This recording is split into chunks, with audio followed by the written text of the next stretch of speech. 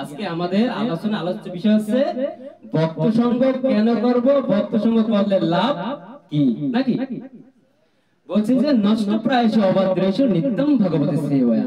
বলছে প্রতিদিন যদি আমরা এই শ্রীমদ ভাগবত কথা অমৃত কথা শ্রবণ করি আর যদি শুদ্ধ ভক্তের সেবা করি, তবে আমাদের হৃদয়ের যে আমাদের সকলের হৃদয়ে আছে না খারাপ, প্রত্যেকের দেহের মধ্যে অন্তরের মধ্যে কিন্তু খারাপ গুণ আছে। আসেন আমি বলতে পারি আমি ধোয়া তুলসী হতা, আমি ভালো সাধু, আমার মধ্যে কোনো অহংকার নাই, আমার মধ্যে কোনো দোষ নাই, ত্রুটি নাই। বলছে পৃথিবীর সকল জীবের মধ্যেই দোষ ত্রুটি আছে, এমনকি দেবতাদের মধ্যে দোষ ত্রুটি আছে, আছে না? বলছে মহান মহান ব্যক্তিদের হৃদয়ের মধ্যে কুলুষতা আছে, অহংকার আছে, আমিত্ব আছে। কারো রূপের অহংকার, কারো ধনের অহংকার, কারো টাকার অহংকার, কারো পাণ্ডিত্যের অহংকার, নাকি নানা ধরনের অহংকার আছে জগতে। বলছে কেউ মুক্ত না কুলুষতা থেকে। বলছে যে কুলুষতা থেকে যদি মুক্ত হতে না পারি, আমরা কি গোবিন্দের চরণে যেতে পারবো? বলে কুলুষতা যদি আমরা না ছাড়তে পারি, তবে কিন্তু গোবিন্দের চরণে আমি বা আমরা যেতে পারবো না। বলছে কুলুষতা কিভাবে নাশ করতে হয়? বলে কুলুষতা নাশ করতে হয় এই অমৃত কথা শ্রবণের মাধ্যমে। পরীক্ষিত মহারাজ যখন জানলেন যে জীবনের 7টা দিন বাকি আছে, তা 7টা দিন জীবনের বাকি, তিনি গিয়ে কি কথা বললেন? তিনি একজন রাজা, সমস্ত রাজকার্য পরিচালনা করতেন। যখন তিনি জানতে পারলেন যে তক্ষক দংশনে আগামী 7 দিনের মধ্যে আমার মৃত্যু অনিবার্য, তো তখন কি করলেন না, তিনি সাধুদের কথায় কি করলেন, তিনি গঙ্গার তীরে পরিবেশন করে সেখানে হরিকথা শ্রবণের জন্য, সাধু সঙ্গ প্রাপ্ত হওয়ার জন্য সেখানে তিনি অপেক্ষা করতে লাগলেন। আমরা যদি কেউ জানতাম ডাক্তারের মাধ্যমে, ওমা আমার অমুক সমস্যা হয়েছে, ডাক্তার বলছে আগামী 3 মাস ডেট দিয়েছে, তাই না? ডেট 3 মাস ডেটের মধ্যে কিন্তু আমি কি করতাম, বাবা যে আছে খাইয়ে লাও, কোথায় কোথায় ঘুরবি, কি দেখতে চাও, ওমা খাওয়াই লাও নাকি। এটাই তো চিন্তা আমাদের সাধারণ মনুষ্য জাতি। বলছে পরীক্ষিত মহারাজ কিন্তু তার টাকা ধন সম্পদের অভাব কম ছিল না, তিনি একজন শশাকরা পৃথিবীর সম্রাট, তো তার কিন্তু সম্পদের কমতি ছিল না। তিনি যখন জানলেন না সাধুরা বলেছেন এখন আমাকে 7 দিন সাধুদের কাছে সময় কাটালে আমার এই জীবন সার্থক হবে, তার টাকা দিয়ে কি তার জীবন বাঁচানো যাইতো না। তো তখন কি করলেন না, তিনি সাধুদের কথা মতো যখন গঙ্গার তীরে গিয়ে অভিবেশন করলেন, সকলে জানতেন যেখানে এই পরীক্ষিত মহারাজকে স্বয়ং ভগবানেরই একজন অবতার, ব্যাসদেবের পুত্র সুখদেব গোস্বামী তাকে অমৃতে ভাগবত কথা শ্রবণ করাবে, এটা কিন্তু তারা জানতে পেরেছে। সবাই জানতেন না এই বিষয়টা। তো যখন এটা জানলেন, তো হোল ব্রহ্মাণ্ডের সমস্ত দেবতা তারা ওই গঙ্গার তীরে সবাই আসলেন, জানতেন তো থেকে আসবে একজন মহাত্মা। তো যখন এই জায়গায় আসলেন সুখদেব গোস্বামীর কাছে প্রথম এই যে পরীক্ষিত মহারাজ প্রশ্ন করলেন। কি প্রশ্ন? দেখেন আমরাও প্রশ্ন করি সাধু দেখলে, আমরাও ভক্তের সঙ্গে যাই, কিন্তু কষ্টের বিষয় আমরা যত কিছু মানে যে বস্তুটা সাধুদের কাছে, গুরু গোসাইয়ের কাছে চাইলে আমাদের জীবনের মঙ্গল হবে, সেই বিষয়টা কিন্তু আমরা চাইতে পারি না। আমরা কি বিষয় কামনা করি? যে বস্তু ধ্বংসপ্রাপ্ত হয়, নাকি? বলে বাবা বাবা আমার একটা আশীর্বাদ দাও, আমার পোলারা যেন পরীক্ষায় পাশ করে, মায়ের যেন বিয়ে হয়, কালকে বাড়িটা করবো, কিছু টাকা পয়সা যেন মিলাই দেয়, এই ধরনের, নাকি? বলে এইটাকে বলা হয় সকাম কর্মের বাসনা, জাগতিক বস্তু, এগুলো ধ্বংসপ্রাপ্ত। আপনার যদি 1000 কোটি টাকা থাকে, আপনি কি 1 টাকা সঙ্গে নিতে পারবেন? বলে না। তো সুখদেব গোস্বামী তিনি ছিলেন যথার্থ তত্ত্বদ্রষ্টা এবং তিনি ছিলেন ভগবানের একজন পরম ভক্ত। সেই পরীক্ষিত মহারাজ তিনি ছিলেন ভগবানের একজন পরম ভক্ত। এই পরীক্ষিত মহারাজ তিনি সাধুদের কাছে প্রথম প্রশ্নটা করলেন যে হে প্রভু, হে গুরুদেব, হে সুখদেব গোস্বামী, আপনি কৃপা করে বলুন যে মনুষ্য জাতির মৃত্যুমুখ পথযাত্রী যারা, আমরা সবাই মরব না একদিন, বলে মরণমুখ ব্যক্তিদের, মরণমুখ মানুষের কি করা কর্তব্য, কি শ্রবণ করা কর্তব্য, কি শ্রবণ করা উচিত না। সুন্দর প্রশ্ন করেছেন যে মরণমুখ মানুষ, আমরা একদিন মারা যাব, আমাদের কি করা কর্তব্য, কি শ্রবণ করা কর্তব্য, আর কি শ্রবণ করা উচিত না। বলে সারাদিন আমরা কত না আলোচনা করি, কত না কথা বলি, কিন্তু একটু ধর্মে আমরা সময় দিতে পারি না, ধর্মের কাজে সময় দিতে পারি না। সেখান থেকে আমরা দেখলাম যে সাধুদের কাছে আমাদের কি চাইতে হয়, কি পেলে চাইলে আমাদের জীবনে মঙ্গল হয়। আজকে আমরা সেদিকেই যাব, সেই বিষয়টা নিয়ে আলোচনা করব যে আমার অনেক টাকা থাকতে পারে, আমার ধন থাকতে পারে। আমরা অনেক সময় বলি বাবা একটু নাম করো, মা একটু নাম করো। নাম করলে কি হবে? কর্ম না করলে জীবন চলবে না। বলে তুমি যে কর্মটা যে করছো, কর্মটা কার জন্য করছো? যিনি তোমাকে জীবনটা দান করছেন, এক সেকেন্ডের জন্য যদি তোমার প্রাণবায়ু অফ করে দেয়, রোধ করে দেয়, তুমি আর কর্মে কালকে যেতে পারবে? হরে কৃষ্ণ।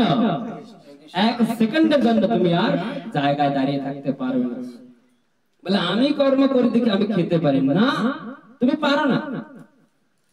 ভগবান তোমাকে ওই আয়ুটা দিয়েছে, ওই দেহটা দিয়েছে, এই পঞ্চভৌতিক অগ্নি, জল, বায়ু, মাটি, আকাশে পঞ্চভূতের দেহটা তোমাকে দিয়েছে, তাই তুমি কর্ম করতে পারো, তাই তুমি খেতে পারো। ভগবান ছাড়া তুমি কিছুই করতে পারো না। ভক্তিবিনোদ ঠাকুর কি গিয়েছে? আমরা কিন্তু আমরা বলি যে অনেক সময় অনেক অহংকার বসে বলে যে আমি তো জীবনে কাউকে কারোর সাথে অপরাধ করি নাই, কোনো পাপ করি নাই। বলি রে মা, অনেকে কারোর সাথে কোনো দুই নম্বরই করি নাই। আমারও তো তোমাদের মতো বাবা তিলক টিলক দিয়ে মালা গলায় দিয়ে সাধু হওয়ার কোনো প্রয়োজন নেই, নাকি এরকম বলেন অনেকে। বলে আমি কোনো পাপ করি না। বলে পাপ কোথায় কোথায় কিভাবে কিভাবে হয় তুমি কি জানো? হ্যাঁ, তুমি জানো না। কিভাবে তুমি প্রতিনিয়ত পাপ করো।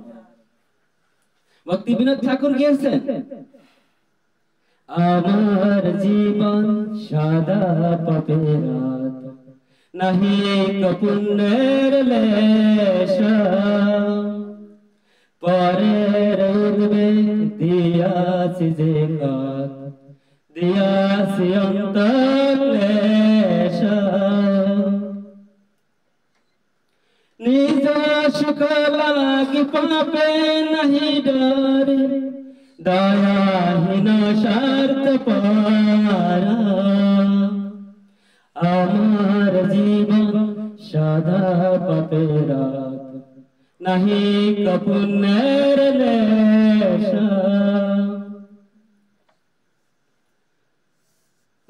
আমার জীবন সর্বদাই পাপের রত, নিজ সুখে লাগে। কি বলছেন এখানে? নিজ সুখ লাগি পাপে নাহি ডরে। বলছে নিজের সুখের জন্য আমি কত কত পাপ করছি। আজকে একটু সেই পাপের দিকে আমরা যাই। কিরকম দেখা যায় আমরা খাবার খাবো নাকি, খাবার আমরা কিন্তু অল্পতে আমাদের তুষ্ট হয় না। কি করে নিজের দেহের বল বৃদ্ধি করব নাকি, নিজের চেহারা বাড়াবো। তাই বলে এই কালকে আমার জন্য 10টা ডিম নিয়ে আয়, এই কালকে আমার জন্য মুরগি নিয়ে আয়, এই কালকে আমার জন্য অমুক ধরনের মাছ নিয়ে আয়, না হলে আমি খেতে পারবো না। নিজের দেহ পুষ্টি সাধনের জন্য নাকি, নিজের স্বার্থের জন্য না, নিজের দেহের পুষ্টি সাধনের জন্য আমি কত জীবকে না আমি হত্যা করলাম। ভগবান বলেছেন না, পিতা অহম হচ্ছে জগৎ। আচ্ছা, আমার পিতা ভগবান যদি হয়, তাহলে এরা কি সবাই আমার আত্মীয় না? সবাই হ্যাঁ, সমগ্র জীবের সমস্ত জীব আমার আত্মীয় না? আমার ভাই না? আমার বোন না? আমার বন্ধু না? আমার বান্ধব না? আমি যদি আমার পিতার সন্তান হই আর আমার পিতার সন্তানকে, আমার ভাইকে যদি আমি আঘাত করি, তবে কি আমার পিতা আমাকে ক্ষমা করবে? আমার পিতা আমাকে ক্ষমা করবে না। বলে প্রত্যেকটা কর্মের হিসাব আমার কাছে, ভগবানের কাছে দিতে হবে। তো এই ভক্তিবিনোদ ঠাকুর তিনি এভাবে এই ভাগবতীয় কথা এই গীতের আকারে আমাদের সামনে তুলে ধরেছেন। নিজ সুখ লাগি পাপে নাহি ডরি, দয়াহীন স্বার্থপর। দেখা গেছে আমরা কত মানুষের ধন সম্পদ ঠকাই খাই, চাকরি ক্ষেত্রে অনেক সময় মিথ্যা কথা বলে, ঘুষ খাই, দুর্নীতি করি। এমন হয়তো একটা লোক আসছে যার 2 পয়সা দেওয়ার ক্ষমতা নাই, তার কাছ থেকে আমি ঘুষ নিলাম। হয় না এরকম? কারো জমি ঠকাই খায়, ভাইয়ের সম্পত্তি মারে নাকি, বোনের সম্পত্তি মারে, বাবা মাকে ঠকাই নাকি, কত নানা ধরনের অপরাধ আমরা করি, সব কিন্তু নিজের স্বার্থের জন্য করি নাকি। তো একবার কি হলো, এক রাজা, দেখেন প্রাচার্যের মধ্যে থাকলে মানুষ কিন্তু নিজেকে মানুষ মনে করে না, কি গতি হয়। একবার এক রাজা কি করলো, তিনি এমন এক রাজা ছিলেন তার সম্পদের কোনো শেষ ছিল না। বলে তার তিনি সম্পদের ইসে তিনি কি করলেন না, তিনি জীবনকে উপভোগ করবেন। তিনি ভাবলেন যে আমি রাজা, তা আমি যদি একটু জীবনটা ভালোভাবে উপভোগ না করি তাহলে এই জীবনের তো কোনো মানে হয় না, নাকি? আমরা কিন্তু অনেকেই বলি যে টাকা পয়সা আছে, যদি কিছু না খাই আর কিছু না ঘুরি তাহলে কিন্তু জীবনে আর কিছু থাকলো না, যা আছে কিছু খাইয়ে দেয় আমার, নাকি?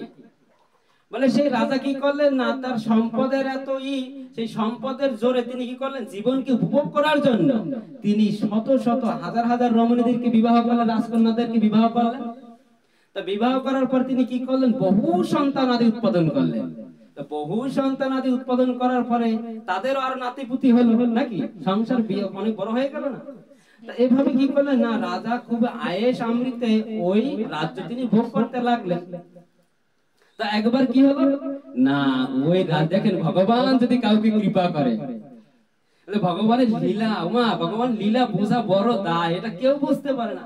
ভগবান বলছেন যে আমার লীলা, আমার কথা আমি যদি পূর্ণভাবে কাউকে না বলি তিনি বলতে পারেন না। শুধুমাত্র একমাত্র আমার ভক্তরা আমার গুণকীর্তন করতে পারে, কিন্তু তাও যদি আমি তাকে দিয়ে বলাই। হরে কৃষ্ণ, হরে কৃষ্ণ। তো দেখেন রাজাকে কিভাবে ভগবান সাহায্য করে। এই রাজা কি করলেন না, তিনি একবার ইসের সময় রাজ দরবার ছিল না, সেই রাজ দরবারের সময় কি হলো, এক সাধু আসলো। সেই সাধু এসে কি করলো না, সাধুদের কাজ কি, সাধুদের কাজ তো সর্বত্র হরিকথা ধর্মকথা প্রচার করে, নাকি?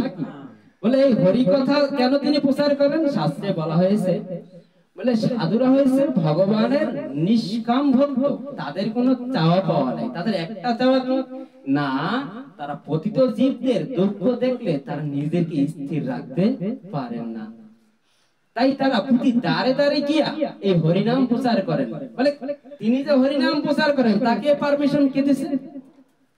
আচ্ছা, কারো পারমিশন না থাকলে কিছু করা যায় না, পারমিশন ছাড়া কিছু করা যায় না। স্বয়ং মহাপ্রভু পরমেশ্বর ভগবান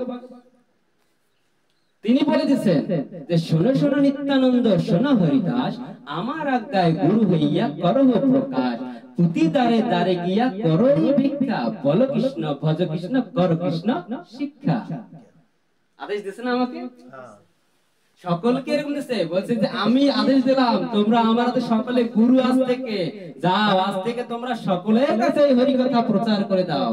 শুধু কি আমাকে একটা মানে একজনকে বলছে না, সমস্ত ভক্তবৃন্দকে বলছে যাও, আমি পারমিশন দিলাম তোমরা সকলের কাছে হরি কথা প্রচার করো, সমস্ত পতিত জীবদেরকে তোমরা উদ্ধার করো। আচ্ছা, মহাপ্রভু যে ভগবান সেটা আমরা কি করে বিশ্বাস করব? বলে যুগে যুগে তো বহু অবতার আসছে, তা মহাপ্রভু ভগবান এটা তো আমরা জানলাম না, নাকি? অনেকে হাত তোলে না, বিরোধিতা করে না? হ্যাঁ, অনেকে বিরোধিতা করে মহাপ্রভুর বিষয় নিয়ে। মহাপ্রভু কিন্তু একটা কথা বলে গিয়েছিলেন, বলে যত আছেন নগর আদি গ্রাম সর্বত্র প্রচার হইবে মোর নাম, বলেছিল না চৈতন্য চরিতামৃতের মধ্যে? এটা বলা আছে এই শ্লোকে। আজকে কি হচ্ছে কিনা ভগবানের নাম প্রচার? America, England, Switzerland, Netherland, German, Farage, কত কান্ট্রি আজকে সবাই বলছে হরে কৃষ্ণ কৃষ্ণ কৃষ্ণ হরে হরে, হরে রাম রাম রাম হরে হরে।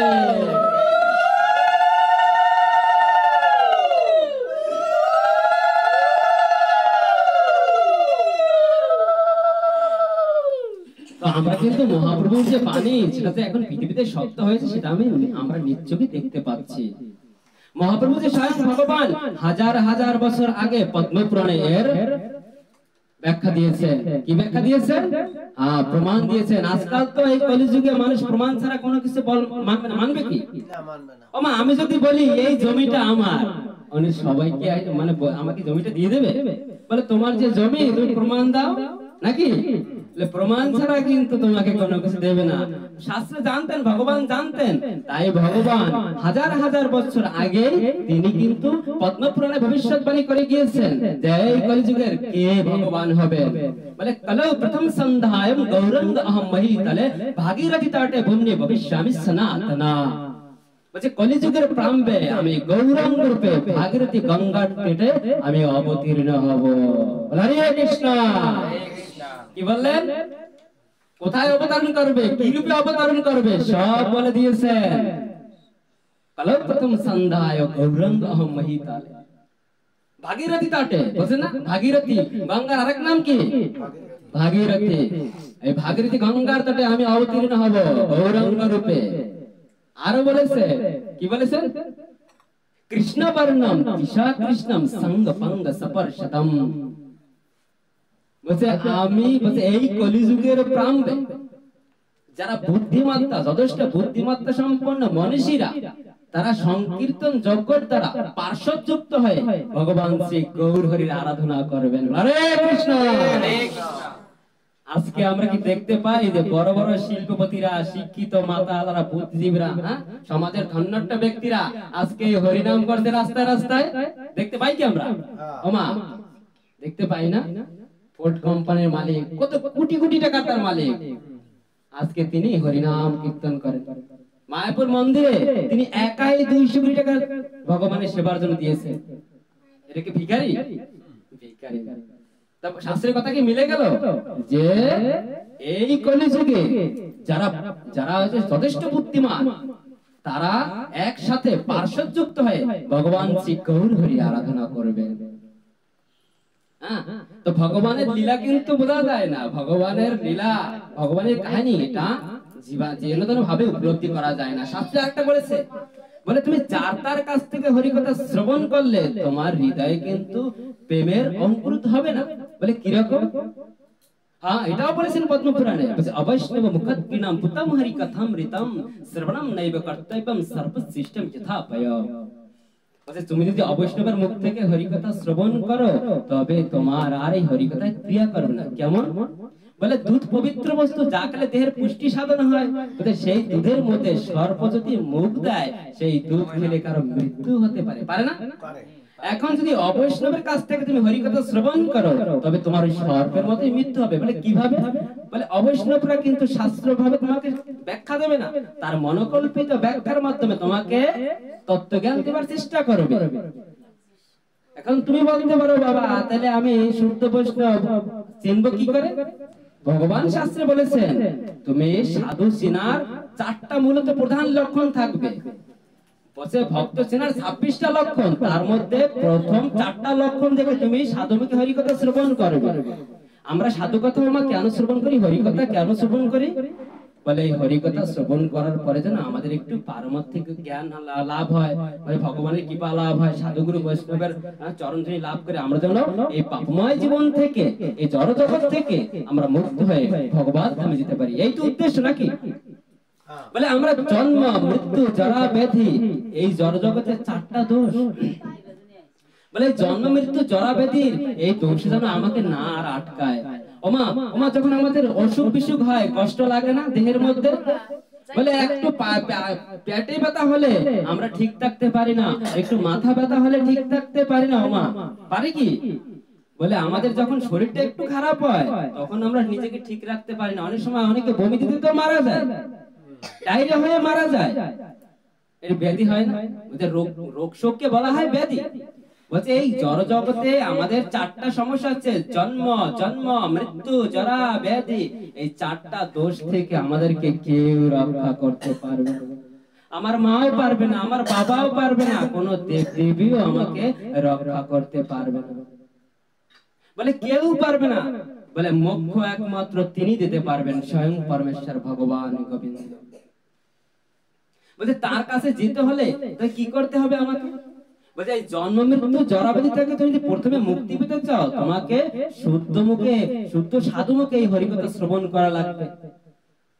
তাহলেই তোমার এই জন্ম, মৃত্যুর, জরা, ব্যাধি চক্র থেকে তুমি মুক্তি পাবে। নতুবা আবার তুমি সেই 84 লক্ষে আবার তুমি পরিক্রমা করবে, যদি তুমি শুদ্ধ জ্ঞান হৃদয় ধারণ করতে না পারো। হ্যাঁ, জলদানব লক্ষণ স্তবর লক্ষ বিংশতি, 84 লক্ষ, 9 লক্ষ জীব জলের মধ্যে তোমাকে ফেলে দেবে। তুমি কয়টা জীবের নাম জানো? কয়টা মাছের নাম জানো? ইলিশ, কাতল, রুই, চ্যাং, উটকল, এই তো? না না, বলছে 84 লক্ষ জীবের মধ্যে 9 লক্ষ বার তোমাকে জলের মধ্যে ভগবান চুবিয়ে রাখবে। তারপরে কি? স্তবর লক্ষ বিংশতি, 20 লক্ষ বার তোমাকে গাছ বানিয়ে রাখবে। 10 লক্ষ বার, 11 লক্ষ বার তোমাকে বানিয়ে রাখবে কৃমি, কীট। বাথরুমে কীট আছে না? গোবরের মধ্যে কীট আছে না?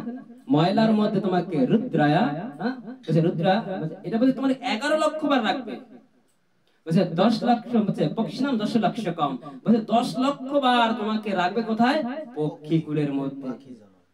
30 লক্ষানি পশু, 30 লক্ষ বার তোমাকে পশু বানাবে। 4 লক্ষানি মানুষ। দেখো 84 লক্ষ জীবের মধ্যে আমাদের শুধু 4 লক্ষ বার দিল, আর বাকি 80 লক্ষ বার আমাকে ওই পশু প্রাণীর মধ্যে থাকতে হবে। কত কষ্ট, কত কষ্ট আমার হবে। তা আমরা তো এই কষ্টের মধ্যে না যাই, না পড়ি, এই জন্ম মৃত্যু জরা ব্যাধির চক্র থেকে নিজেকে উদ্ধার করতে পারি, তাই শুদ্ধ সাধুকে হরিকথা শ্রবণ করা আমাদের কর্তব্য। এখন প্রশ্ন আসতে পারে, আমি সাধু কি করে চিনবো? শুদ্ধ বৈষ্ণব সাধু গুরু গোসাই কি করে চিনবো? কার চরণ তলে গেলে আমার মুক্তি মিলবে? বলে এই জগতে সাধু সকলে আছে, সবাই ভগবানের নাম করে এখন ব্যবসা করছে। প্রকৃত সাধু চেনা দায়। আমি বলি আমি বড় পণ্ডিত, আমি ভালো সাধু নাকি? আচ্ছা আমার কথায় তুমি কেন বিশ্বাস করবে? অমুকের কথা তুমি কেন বিশ্বাস করবে? বলে তুমি সাধুর কাছে যাবে তো সেই সাধুকে আগে দেখে নাও, বুঝে নাও, তারপরে যাও। বলে অসৎ জায়গায় পড়ে গেলে একবার তুমি আর সেটা জায়গা থেকে আর উঠতে পারবে না। পারবে কি ওমা? আবার সেই করতে হবে। বলে এই সাধু চেনার প্রথম 26টা লক্ষণের মধ্যে প্রথম 4টা লক্ষণ কি বাবা? না, সেই সাধু, সেই গুরু, সেই গোসাই কখনো নিজের তৃপ্তির জন্য, নিজের লোভ লালসার জন্য, নিজের শরীর বৃদ্ধি করার জন্য, নিজের রক্ত মাংস বাড়ানোর জন্য কখনো অন্য জীবকে আহার করবেন না। এই হচ্ছে 1 নাম্বার, তিনি জীব হত্যা করবেন না। ওই সাধু 2য় নাম্বার কি করবেন না? না, তিনি নিজের স্ত্রী ব্যতীত পর স্ত্রী সঙ্গ করবেন না, অবৈধ সঙ্গ করবেন না। এই হলো 2টা। 3 নাম্বার কি? ওই সাধু গুরু গোসাই কখনো নেশা করবেন না, গাঁজা মদ বিড়ি সিগারেট পান বিসিগিটি খাবেন না। আর 4 নাম্বার কি? না, ওই গুরু গোসাই কোনোদিন জুয়া খেলবেন না। আজকাল কিন্তু ইন্টারনেটেও জুয়া বের হয়েছে, বলে এমন ঘরে বসে বসে বসে খেলবে, কেউ কিন্তু দেখবে না, কিন্তু অন্তর্যামী পরমেশ্বর ভগবান ক্ষীরদাক্ষী বিষ্ণু কিন্তু আমার হৃদয়ে আছে। তিনি কিন্তু তুমি যত কোনায় কোনায় থাকো, ভগবান বলছে আমি অনুপরমাণু থেকে শুরু করে সমস্ত ক্ষুদ্র বস্তুর মধ্যে আমি প্রবেশ করি। ভগবানের আয়তন কি আমরা জানি? ভগবানের আয়তন কতটুকু? বলছে কৃষাগ্র ভাগের 10,000 মানে 10,000 ভাগের 1 ভাগ হচ্ছে আমাদের এই আত্মার আয়তন। তাই ভগবান বলছে পরমাণু থেকে পরমাণুর মধ্যে তিনি প্রবেশ করতে পারেন। তাই আমরা যেন তেন জায়গায় গিয়ে যেন আমাদের এই জীবনকে, এই দুর্লভ মনুষ্য জন্ম আমরা ধ্বংস না করি। এই দুর্লভ মনুষ্য জন্ম যদি একবার ধ্বংস হয়ে যায়, তবে কিন্তু আবার আমাদের বহু লক্ষ বার আমাদের আবার সেই পিছনে ফিরে যেতে হবে। তো ভগবান কিভাবে তার ভক্তকে রক্ষা করে? আমরা কিন্তু জানলাম যে সাধু সিনার মূলত 5টি 4টা লক্ষণ কি? এখানে গোজামিল আছে কি? না বোঝার কিছু আছে কি? না বোঝার কিছু নেই। ওমা তোমরা কেউ কষ্ট পাবা না, এগুলো শাস্ত্রের বচন। আমি তাই বললাম, হয়তো অনেকে খায় অনেক কিছু, মনে মনে কষ্ট পেতে পারে, কিন্তু তোমরা কেউ মনে কষ্ট নেবে না। কারণ আমি যদি যথার্থ সত্য যে তোমাদের সামনে উত্থাপন না করি, আমি যদি নিজের মধ্যে চেপে রাখি, তবে তো আমি তো অপরাধী থাকবো না, বলো? তাই তোমরা কেউ আমার কথায় অপরাধ নেবে না। হ্যাঁ, বলে এটা শাস্ত্রের বচন, আমি সেই শাস্ত্রের বচনটাই তোমার কাছে সেটা বলে গেলাম। সাধুরা কেন বলে, ভক্তরা কেন বলে, এত হরি কথা বলার দরকার কি? ভগবান বলছে, আমরা তো বলি না, আমি তো বলি না, মা চিত্তা মদগত প্রাণা বোধান্ত পরস্পরম কথন তুষ্যম মাম নিত্যম তুষ্যন্তি চ রমন্তি চ। ভগবান বলছে যাদের চিত্ত প্রাণ আমার প্রতি সমর্পিত, তারা আমার কথা পরস্পরের মধ্যে সর্বদা আলোচনা করে, তারা আমার সম্বন্ধে পরস্পরকে বুঝিয়ে পরম সন্তোষ অপ্রাকৃত প্রীতি লাভ করেন, আনন্দ লাভ করেন। বলছে আমার কথা বলে ভক্তরা আনন্দ পায়। আচ্ছা, ভগবানের কথা শুনে কি তোমাদের কেউ খারাপ লাগে, কষ্ট লাগে? ভগবান বলছেন যে আমার কথা বলে ভক্তরা আনন্দ পায়, তাই তারা ভক্তি, এই যে অমৃত কথা, হরি কথা বলার জন্য ব্যাকুল হয়ে থাকেন। একটা যদি ভক্ত পাইতাম, তার সাথে একটু আলোচনা করতাম, তার সাথে যদি একটু এই বিষয়ে একটু আলোচনা করতে পারতাম, ভালো লাগতো। এইটি হচ্ছে ভক্তের লক্ষণ। ভক্ত সর্বদা সব সময় ভক্তদের খুঁজে বেড়ায়, নাকি মা? ভগবানের ভক্তের আর কোনো উদ্দেশ্য নাই। ভগবান বলছেন যে অহম ভক্ত পরাধীন হ্যাঁ স্বতন্ত্র ইব দ্বিজ সাধু হৃদয়গ্রস্ত ভক্তের ভক্ত জনপ্রিয়। বলছে আমি সর্বতভাবে, আমি আমার ভক্তের অধীন। প্রকৃতপক্ষে আমার কোনো স্বতন্ত্রতা নেই, কেননা আমার ভক্তরা সমস্ত জড় কামনা বাসনা থেকে মুক্ত, তাই আমি তাদের হৃদয়ে বিরাজ করি। আমার ভক্তের কি কথা, যারা আমার ভক্তের ভক্ত তারাও আমার অত্যন্ত প্রিয়। হরে কৃষ্ণ। কি বললো ভগবান, বলছে তুমি যদি সরাসরি আমার চরণে আসতে পারো, তুমি যদি আমার কোন ভক্ত শুদ্ধ ভক্তের কাছে যদি সঙ্গ করো, তার সাথে মিলতে পারো, থাকতে পারো, ভালোবাসতে পারো, তবে সেও আমার অত্যন্ত প্রিয়। আমার সাধু সঙ্গের গুণ আছে না?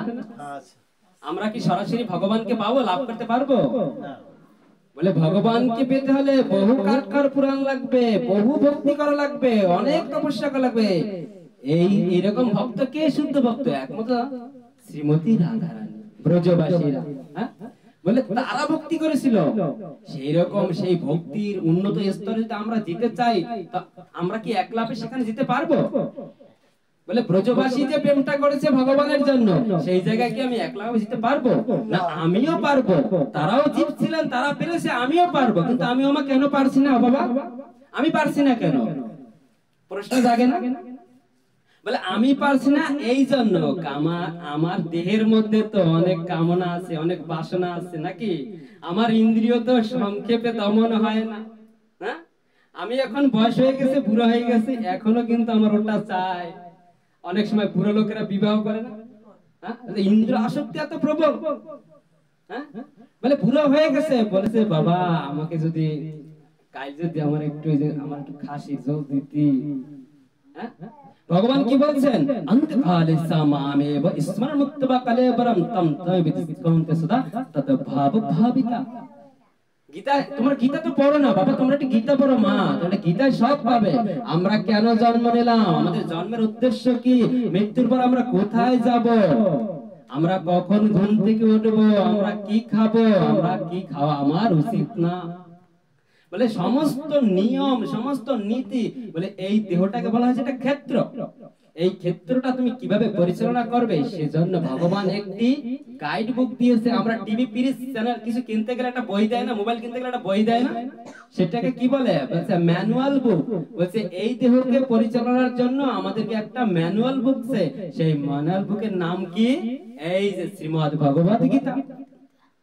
বলে এই ম্যানুয়াল বুক যদি তুমি হৃদয়ে ধারণ করো, পৃথিবীর এমন কোন শক্তি নেই যে তোমাকে পরাস্ত করতে পারে, জড় জগতে ধরে রাখতে পারে। হরে কৃষ্ণ। বলে এই গীতায় সমস্ত কিছু দেয়া আছে। অনেকে আবার বলে অনেক জগতে পাণ্ডিত্যের অভাব নাই, বলে এই গীতা লেখছে ইসকন, এই গীতা আমরা পড়ুম কেন? বলে না? বলে তুমি কি জানো ইসকন এটাকে কি করেছে? বলে তুমি কি ইংলিশ পড়তে পারো? বলে বাবা আমি তো ইংলিশ তো ভালো, বাংলা অনেকে পড়তে পারে না, আছে না? তুমি সংস্কৃত পড়তে পারো? বলে সংস্কৃত তো উচ্চারণই আসবে না। বলে এই গীতাটা যখন ভগবান শ্রীকৃষ্ণ কুরুক্ষেত্রের যুদ্ধে বলেছিল, তখন কি বাংলায় বলেছিল না ইংলিশে? বলছে এটা সাংস্কৃতিক ভাষায় ভগবান বলেছিল। বলে এই ছিল প্রভুপাদ, এই সাংস্কৃতিক ভাষাটাকে যথার্থভাবে বাংলায় যেন সকলে বুঝতে পারে, তাই প্রাঞ্জল বাংলায় আমাদের কাছে এটা অনুবাদ করে আমাদের কাছে দিয়েছেন, যেন আমরা এটা সংক্ষেপে হৃদয়ে ধারণ করতে পারি। তবে কি এটা এখানে বোঝা গেল এটা কি তিনি লিখেছেন? ছিল প্রভুপাদ ইসকনের প্রতিষ্ঠাতা? না, তিনি লেখেননি। তিনি শুধু সাংস্কৃতিক শব্দটা আমাদের কাছে বাংলায় আমরা যেন বুঝতে পারি, সেটা প্রাঞ্জল ভাবে আমাদের কাছে উপস্থাপন করেছেন। এই গীতা পড়ে পৃথিবীর অসংখ্য লক্ষ লক্ষ নারী পুরুষ যারা সারা দিন নেশার মধ্যে থাকতো, নারীবাদীর মধ্যে থাকতো, বিদেশিরা সবসময় আরামাইশ খোঁজে না, আর তারা আজকে পরে তারা শাড়ি পরে তিলক কেটে মালা গলায় দিয়ে আজকে তারা হরিনাম করছে। কিন্তু আমরা যে দেশে আমার গৌরহরি আসলো, কিন্তু দুর্ভাগ্যের বিষয় আমরা সেই গৌরহরিকে চিনলাম না। চিনলো কারা? সেই দূর দেশের লোকেরা। কিন্তু আমরা এই গৌরহরির কৃপা লাভ করতে পারছি না। কেন পারছি না? কারণ আমার মধ্যে তো আমিত্ব আছে, মাৎসর্য পরায়ণতা। আমি মাৎসর্য কাকে বলে?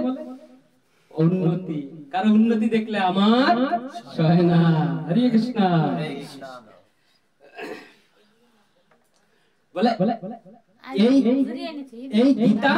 এই গীতা তোমরা পড়বে। এই গীতা পড়লে জীবনের সমস্ত রহস্য আমরা উদ্ঘাটন করতে পারবো, জানতে পারবো, মুক্তি পেতে পারবো।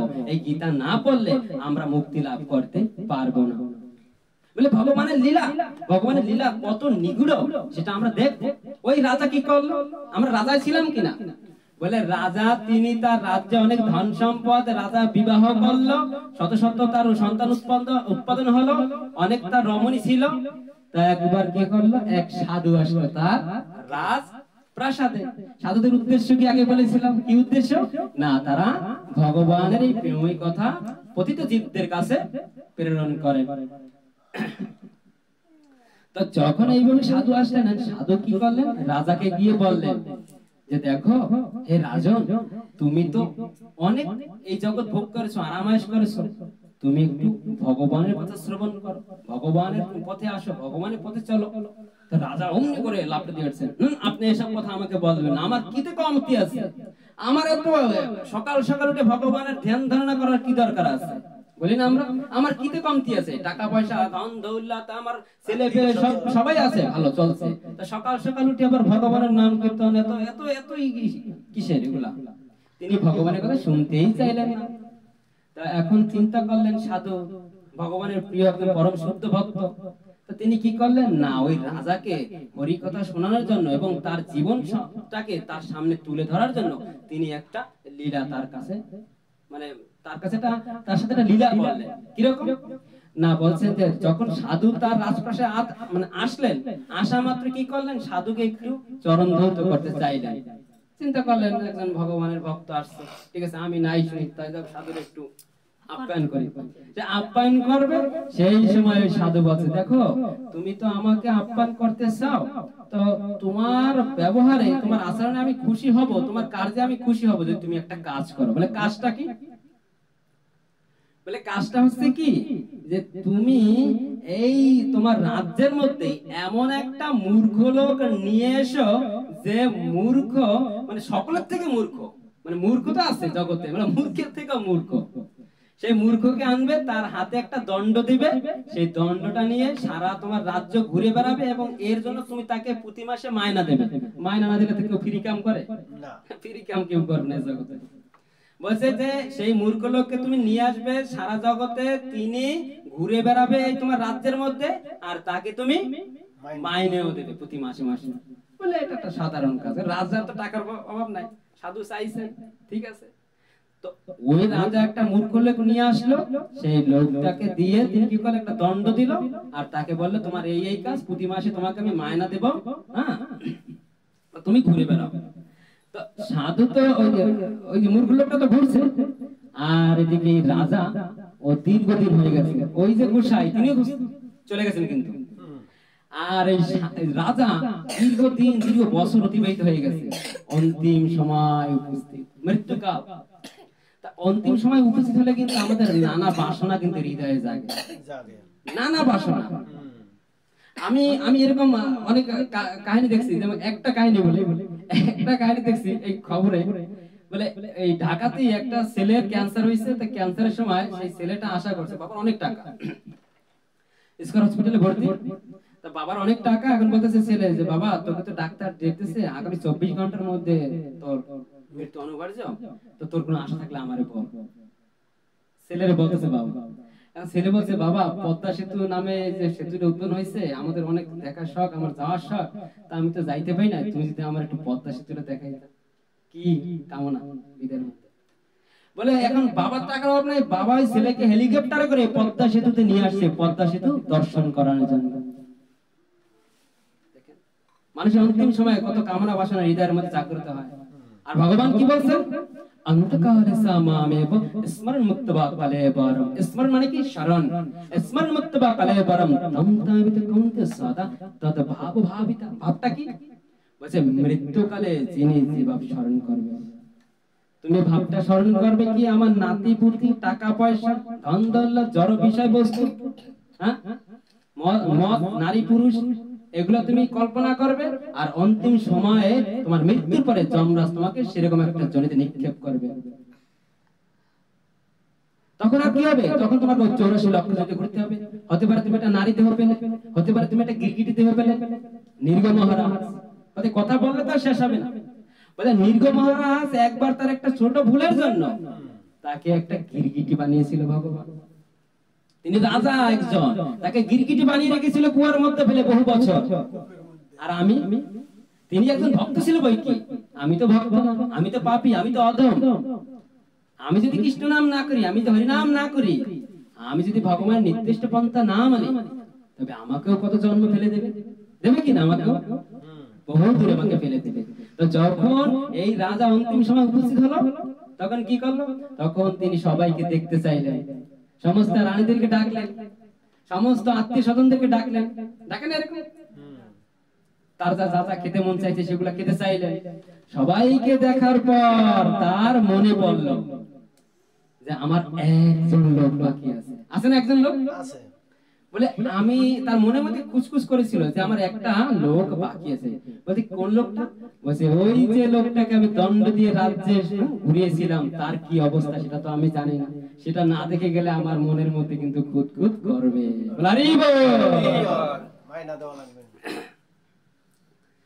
এখান থেকে আমরা কি মানে দর্শন করতে পারি?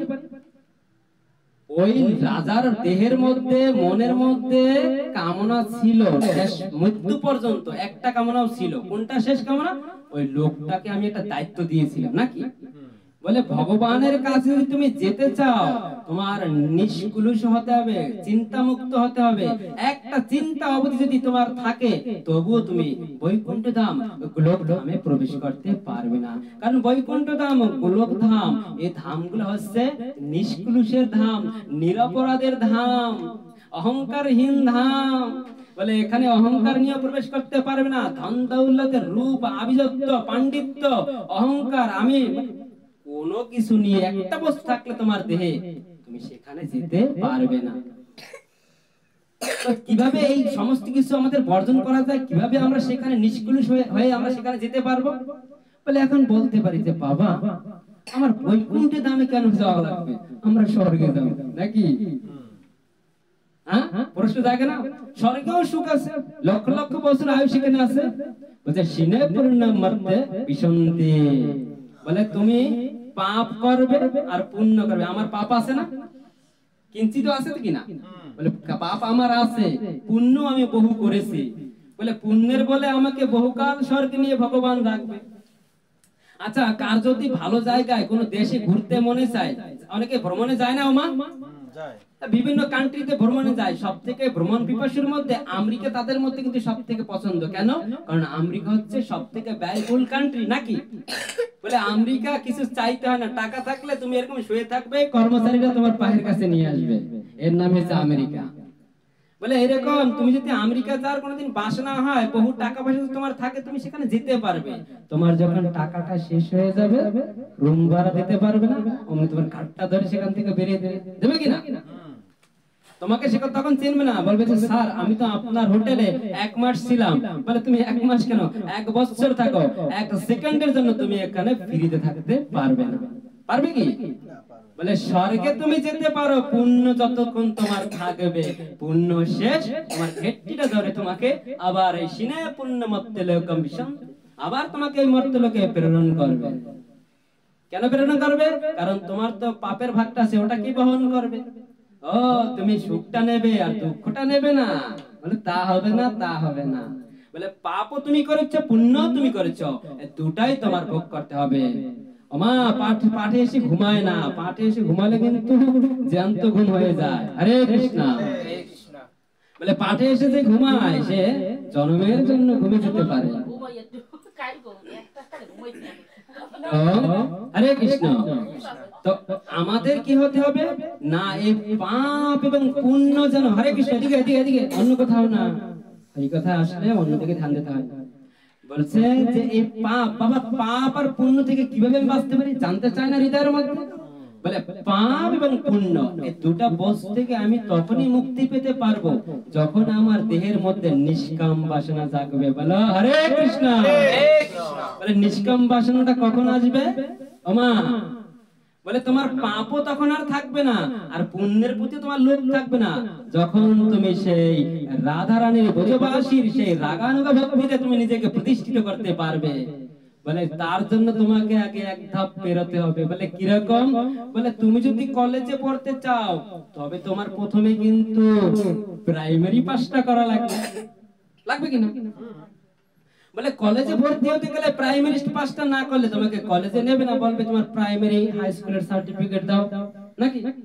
বলে রাগানুগা ভক্তিতে যেতে হলে আমার প্রথম কি করতে হবে না, আমার প্রথমে বিধি ভক্তি পালন করতে হবে। বলে বিধি ভক্তিটা কি, বলে গুরু গোবিন্দ শাস্ত্রের নিয়ম মেনে এই ভক্তিপথ শুরু করতে হবে। তবে এই আস্তে আস্তে যখন এই গুরু গোসাইয়ের কৃপা নিয়ে শাস্ত্রের আদেশ মেনে যখন আমি জীবনকে চালাবো, ভক্তিপথে আসবো, কৃষ্ণের নাম করব, তখনই আমার স্টার্ট শুরু হয়ে গেল যে আমি ওই রাগানুগ ভক্তির মধ্যে যাচ্ছি। যখন তোমার মধ্যে এরকম শুদ্ধ ভক্তি আসবে, তখন কখন যে তুমি রাগানুগ ভক্তিতে প্রবেশ করে যাবে তুমি নিজেও তখন টের পাবে না। তখন তুমি বুঝবাসীর মতো নিজ হাতে রন্ধন করে হাতে হাতে ভগবানকে প্রসাদ লাগাবে।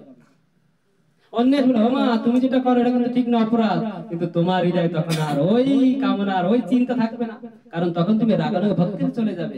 এই জন্য বিধি ভক্তিটা আমাদের প্রথমে প্রয়োজন, সাধু গুরু বৈষ্ণবের কথা মানা প্রয়োজন, শাস্ত্রের নিয়মে ভগবত ভক্তি করা প্রয়োজন। এখন আমি ভগবানের সেবা দিলাম, বলে শুদ্ধ ভক্ত। আরে শুদ্ধ ভক্ত হলে টাকা লাগে না, অনেক কাঠ খড় পোহাইতে হয় না।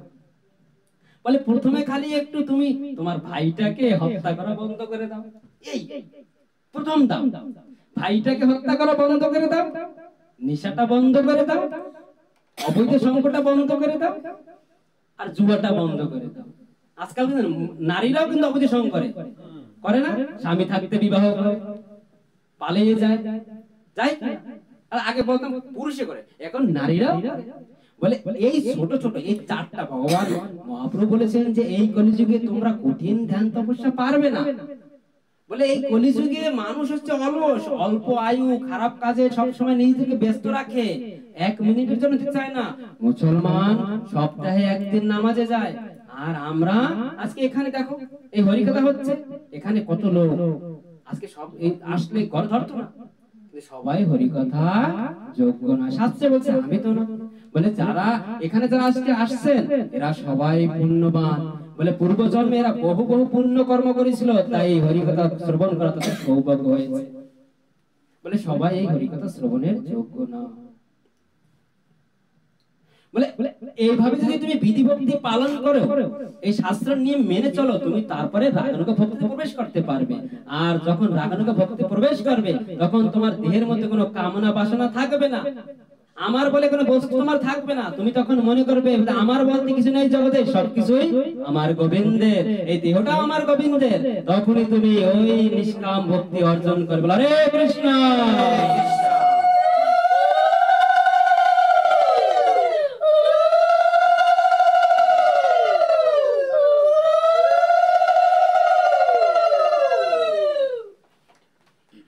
এভাবেই আমরা নিষ্কাম ভক্তিতে আসতে পারি, কিন্তু আফসোস আমরা সেরকম শাস্ত্রের বিধি নিষেধ মেনে আমরা জীবন চালাই না, তাই এই ভগবানের পথে আসতে পারি না।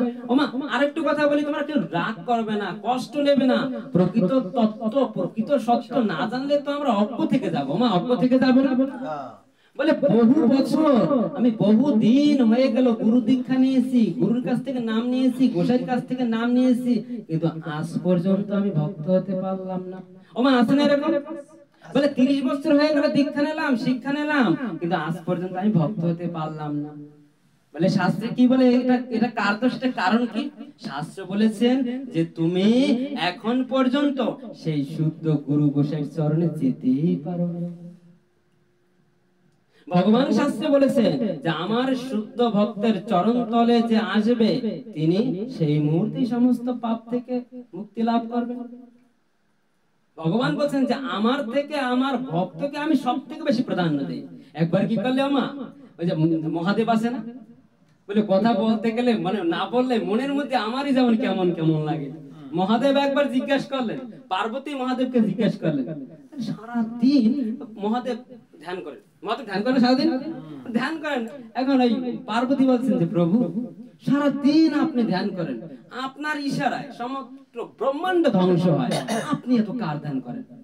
সুন্দর একটা প্রশ্ন। বলে আপনার ইশারায় আপনার চাহনিতে সমস্ত ব্রহ্মাণ্ড ধ্বংস হয়ে যায়, কিন্তু আপনি কার ধ্যান করেন প্রভু? তখন এই মাতা পার্বতীকে মহাদেব কি বলল? বলছে আরাধনানাম সর্বেষাম বিষ্ণুর আরাধনাম পরম তস্মাৎ পরতরম দেবী তদিয়ানাম সমর্সনম। বলছে হে দেবী, সমস্ত দেবতাদের আরাধনা অপেক্ষা বিষ্ণুর আরাধনা শ্রেষ্ঠ, এবং বিষ্ণুর আরাধনা অপেক্ষা তার ভক্তের পূজা আরো শ্রেষ্ঠ। হরে কৃষ্ণ। দেখলেন, ভগবান বলছে যে আমার থেকেও আমার ভক্তের আরাধনা, আমার ভক্তের পূজা সব থেকে শ্রেষ্ঠ। আজকে এই গৃহ কত ধন্য দেখেন। ভগবান ভাগবতে বলেছেন কি কি বলছেন? বলছে বাল আলয় ধ্রুবই দেশু অরিক্ত অখিল সম্পদ যৎ গৃহ তীর্থ পাদ তীর্থ বিবর্জিত। বলছে পক্ষান্তরে যে সমস্ত গৃহস্থদের গৃহে পরমেশ্বর ভগবানের ভক্তের চরণ পড়ে না, এবং যেখানে সেই ভক্তের চরণ ধোয়ার জল থাকে না, সেই গৃহ যদি সমস্ত সম্পদ ও জাগতিক উন্নতিতে পরিপূর্ণ হয়, তবে তা বিষধর সর্বকল্পিক্ষের মতো।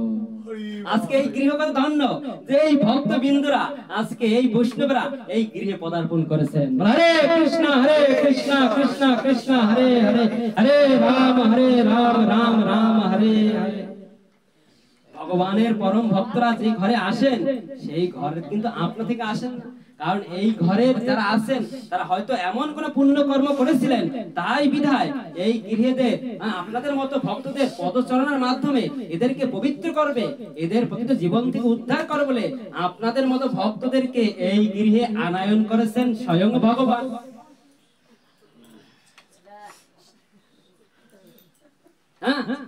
তো এই রাজা কি করলেন? বলে নিষ্কাম কলুষতা না হলে যদি কামনা, আমরা কোথায় ছিলাম? কামনা বাসনায়। বলে কামনা বাসনা যতক্ষণ পর্যন্ত বাবা ওমা তোমার মুক্ত না হবে, ততক্ষণ পর্যন্ত কিন্তু তোমার ঘুরতে হবে, নতুবা ওই রাজার মতো শেষ সময় তোমার বাজে চিন্তা আসবে, জাগতিক চিন্তা আসবে, আর অন্তিম সময় যদি তোমার গোবিন্দের রাধা রানীর চরণ তোমার শরণ আসে, তবে তুমি একদম গোলক ধামে চলে যাবে। তো আমরা চাই আমাদের প্রত্যেকের যেন এই নিষ্কাম ভক্তি আসে, নিষ্কলুষ ভক্তি আসে। হ্যাঁ, তো এই রাজা কি করলেন? এই রাজাকে দিয়ে এখন আমরা দেখব।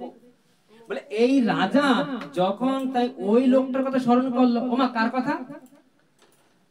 ওই যে লোকটাকে পাঠিয়েছিল দণ্ড দিয়ে তুমি ঘুরবে এই রাজ্য, তো তিনি তো ঘুরছেন। এখন সংবাদ পেল, শোনো তুমি যার কথা এখানে আসছো, সেই রাজা তো মৃত্যু পথযাত্রী, তিনি দেহত্যাগ করবেন, তিনি দেহত্যাগ করবেন। এখন তোমাকে ডাকছেন, সেখানে তুমি যাও, তোমাকে দেখতে চাইছেন। ওনার তো দায়িত্ব নাকি? তো যখন এইভাবে ওই লোকটা শুনলো, শুনে ওই মূর্খ লোকটা গেল। এই জগতে আমরা কিন্তু সবাই নিজেকে খুব চালাক মনে করি নাকি? বলে আমার থেকে মানে পণ্ডিত, আমার থেকে জ্ঞানী এই জগতে আর কেউ নেই নাকি? বলে দুই কলম লেখাপড়া করলে, ভার্সিটিতে উঠলে বা কলেজে অধ্যয়ন করলে মনে করি যে আমি সবার থেকে শ্রেষ্ঠ। বলে জগতে আমার থেকে শ্রেষ্ঠ আর কেউ নেই। তো যখন লোকটা গেল, গিয়ে দাঁড়ালো, বলে যে দেখো আমার তো এখন অন্তিম সময়, আমি তো আর বেশিক্ষণ এই জগতে থাকবো না, তো তোমাকে আমি দায়িত্বটা দিয়েছিলাম, আমি চলে যাব, তাই আমি চাই যে এই দায়িত্বটা তোমাকে মানে থেকে মুক্তি দিতে। আর তুমি যেহেতু দীর্ঘদিন যাবত এই রাজ্য তুমি ঘোরাফেরা করেছো, তাই তোমাকে আমি কিছু অবসর ভাতা দিতে চাই। যে অবসর ভাতা দিলে লোকটা তো খুশি হবে যে শেষ রাজা চলে যাবে, আমাকে দিতে চাইছে। বলছে ঠিক আছে। এখন বলছে আচ্ছা আপনি যে চলে যাবেন, আপনার এই কার্য করে আমার ভালো লেগেছে, এখন আপনি যেখানে যাবেন সেখানে আমাকে একটু নিয়ে যাবেন। বেজার লাগছে না? এখন এ তো মৃত্যু পথযাত্রী, সে তো অন্তিম, সে তো মারা যাবে। এখন ওই লোকটাকে বলছে আপনার সাথে আমাকে একটু নিয়ে যাবেন। আরে কৃষ্ণ। এখন লোকটা চিন্তা করতেছে, রাজা চিন্তা করতেছে আমি তো মহা মুশকিল, তো মূর্খ ভাবছিলাম, মহা মূর্খ। হ্যাঁ, মূর্খ তো না, তো মহা মূর্খ। আচ্ছা আপনার সাথে আর কি কে যাবে? বলছে দেখো আমার সাথে আমার যে স্ত্রীরা আছে, রমণীরা, তারা কেউ যেতে পারবে না। বলে এত সুন্দর সুন্দর স্ত্রী আপনার, তাদেরকে আপনি এভাবে ফেলে যাবেন? আপনি কত ভালোবেসে তাদেরকে বিবাহ করেছিলেন, তাদেরকে ফেলে যাবেন? এখন বলতেছেন দেখো তুমি আসলে বুঝতে চেষ্টা করো, আমার সন্তানরাও যেতে পারবে না। বলে সন্তানরা যেতে পারবে না? তাহলে আচ্ছা এক কাজ করি, আপনার সাথে এতদিন কাজ করলাম, আমার খুব কষ্ট হয়, মায়া হয় আপনার জন্য, কেউ যখন আত্মীয় স্বজন আপনার সাথে যাবে না আর আপনি নিতে পারবেন না, আচ্ছা আপনি কিভাবে যাবেন? আপনি কি হেঁটে যাবেন? বলে তুমি দেখো, তুমি অযথা আমাকে আর কষ্ট দিও না, আমি যে কিভাবে যাবো আমি তাও জানি না। বলে আপনি যদি হেঁটে যান তাহলে এক কাজ করুন, আমি আপনার রাজকোষে যে আছে, রাজকার্যের যে দায়িত্ব আছে ভান্ডারের, ধন ভান্ডারের, যদি হেঁটে যান তবে পথের ভাড়া দেওয়ার জন্য আমি তাকে বলে দিই কিছু সম্পদ আপনি নিয়ে যান, কিছু টাকা পয়সা নিয়ে যান, আর আমি কিছু খাবার দাবার তৈরি করে দিই, সেটা আপনি খেতে খেতে যাবেন, দীর্ঘ পথ আপনার সময় লাগতেই পারে। এখন রাজার তো মাথা খারাপ হয়ে গেছে, যেহেতু মূর্খ তো ভাবছিলাম এর মতো মূর্খ তো আমার তো এখন অন্তিম সময়টা খারাপ করে দেবে। হ্যাঁ, তো যখন তিনি দেখলেন যে তিনি ওই মূর্খকে কিছুতেই বুঝতে পারছেন না, তখন তিনি বলেন, দেখো তুমি এসব ছাড়ো, আমার অন্তিম সময় চলে এসেছে, আর আমি বেশি সময় দিতে পারবো না, তোমার অবসর ভাতা হিসেবে আমি তোমাকে এই এই বস্তু দান করলাম, আর তুমি আমার শেষ ইচ্ছাটা পূরণ করো। সকলের থাকে না একটা শেষ ইচ্ছা? বলে তুমি আমার শেষ ইচ্ছাটা পূরণ করো। বলে সেটা কি? বলে এই যে দণ্ডটা তোমাকে আমি দিলাম, এই দণ্ডটা তুমি তোমার থেকে কোনো একটা আরো মূর্খ খুঁজে তাকে এই দণ্ডটা দান করো, আর তাকেও এই যে বেতন তোমাকে দিতাম সেই বেতন আমি আবার এটা মৃত্যুর আগে বলে গেলাম, তাকে যেন এই বেতনটা তাকে দেয়া হয়। এখন রাজমূর্খ চিন্তা করতেছে যে আমার থেকেও মূর্খ, বলছে আমার থেকে মূর্খ রাজা, যে হে রাজন, আমি আমার থেকে মূর্খ খুঁজে পেয়েছি, যদি আপনি আমাকে অভয় দেন, অনুমতি দেন, তবে আমি এই দণ্ডটা তাকে আমি দেব। এখন বলছে ঠিক আছে তুমি দাও। অমনি দণ্ডটা কি করলেন, রাজার হাতে দিলেন, বলে এই দণ্ডটা আপনার জন্য। হরে কৃষ্ণ। এই দণ্ডটা রাজাকে কেন দিল? এখন তো রাজা তো মানে রেগে মেগে আগুন, বলে রাজা মশাই আপনি রাগ করবেন না, আপনি শুনুন, আপনি ভাবছেন যে জগতে আপনার থেকে বুদ্ধিমান আর কেউ নেই, নিজেকে চালাক মনে করছেন, আর জগতের সবাই মূর্খ। আপনি মূর্খর কাছ থেকে আপনি এটা দিতে বললেন, আমি মনে করলাম যে আমার থেকে আপনি বড় মূর্খ। বলে কিভাবে? বলে আপনি এই জীবনটাকে কিভাবে উপভোগ করেছিলেন আপনি কি একটু ভেবে দেখেছেন? আজকে আপনার মৃত্যুর সময় সমস্ত আত্মীয় স্বজন, টাকা পয়সা, বন্ধু বান্ধব, ধন দৌলত, কেউ আপনাকে রক্ষা করতে পারছে না, কাউকে আপনি সাথে নিতেও পারছেন না, কিন্তু আপনার আমিত্বে, আপনার অহংকারে, আপনার আভিজাত্যে আপনি কতই না অপরাধ করে বেড়েছেন, করেছেন। আপনি নিজের রাজ্যকে সম্পদ বাড়ানোর জন্য কত রাষ্ট্রনায়ককে হত্যাও তো করেছেন। আপনি নিজে ভালো থাকার জন্য কত জীবদেরকে কষ্ট দিয়েছেন। আপনি কি একটিবারও আপনি কি কল্পনা করেননি যে এই দেহ থেকে আপনাকে একদম শূন্য হাতে এসেছিলেন, শূন্য হাতে যেতে হবে? যখন এইভাবে আধ্যাত্মিক কথা ওই মূর্খ লোকটি বলতে শুরু করলেন, তখন ওই রাজার চেতনা আসলো। বলে চেতনা আমাদের সব সময় আসে না, বলে চেতনা আসে তখন যখন আমাদের আর হুঁশ থাকে না। কিন্তু আমরা যেন এরকম কামনা না করি ও মা, আমাদের যেন এই দেহেতে শক্তি থাকার সময় আমরা যেন এই হরি নাম করতে পারি, সাধুগুরু বৈষ্ণবের চরণ ধুলি নিতে পারি, এবং যেন ধামে যেতে পারি, ভক্তের সঙ্গ করতে পারি। বলে এই পাটা, বলে 10টা ইন্দ্রিয় ভগবান আমাকে দিয়েছেন, আর তার প্রধান ইন্দ্রিয় কি? মন। এই 11 ইন্দ্রিয়, বলে এই 11 ইন্দ্রিয়ের মধ্যে এই যে পাটা আমাকে ভগবান দিয়েছেন আমা, বলে এই পদটা দিয়েছে তোমাকে শুভ কাজ করার জন্য, ভক্ত সঙ্গ করার জন্য, ভক্তের মন্দিরে যাবার জন্য, ভক্তের চরণ ধুলি নেবার জন্য। হ্যাঁ, এই হাতটা কেন দিয়েছেন ভগবান? ভগবান এই হাতটা দিয়েছেন মন্দির মার্জনা করার জন্য, সাধুগুরু বৈষ্ণবের সেবা দেওয়ার জন্য, অসৎ সঙ্গ থেকে বিরত রাখার জন্য। এই হাত দিয়ে আমরা কত জীব হত্যা করি, এই হাত দিয়ে আমরা কত ঘুষ খাই, দুর্নীতি করি, কাউকে মারি, কাউকে অন্যায়ভাবে অত্যাচার করি। বলে এগুলা আমাদের এই ইন্দ্রিয়ের কাজ না, ইন্দ্রিয়ের সেবা থেকে আমরা অনেক দূরে সরে গিয়েছি, তাই আমরা আজকে তো কষ্ট পাই। নানা জায়গায় লোক অ্যাক্সিডেন্ট করে মরে, ঘর পুড়ে যায়, জলে ডুবে মরে, মরে না, পেটের বাচ্চা মরে, কিন্তু ভগবানকে আমরা বুঝতে পারি না। কেন এগুলা হয়? এগুলা কি আমাদের প্রশ্ন জাগে না? বলে অনেক লোক ভগবানের ভক্ত, কিন্তু এমন একটা বিপদ দিচ্ছেন যে বিপদ তার জন্য ছিল না, মানুষ কল্পনাও করতে পারে না, তিনিও ভগবানকে ডাকেন। এরকম আছে না মামা? আছে। বলে এমন অনেক ভক্ত আছে, কিন্তু সেই ভক্তদের অনেক কষ্ট ভগবান দেয়। বলে অনেক সময় ভগবান ভক্তের কষ্ট দেয় ভগবানকে, ভগবানের কাছে সেই ভক্তকে তার কাছে নেয়ার জন্য, তাই তাকে কিঞ্চিত পরিমাণ তাকে সাজা দিয়ে বা কষ্ট দিয়ে পূর্ণ মাত্রায় ভগবত ভজন করে তার কাছে নিতে চান। আচ্ছা, আমরা ভরত মহারাজের কাহিনীটা জানি না?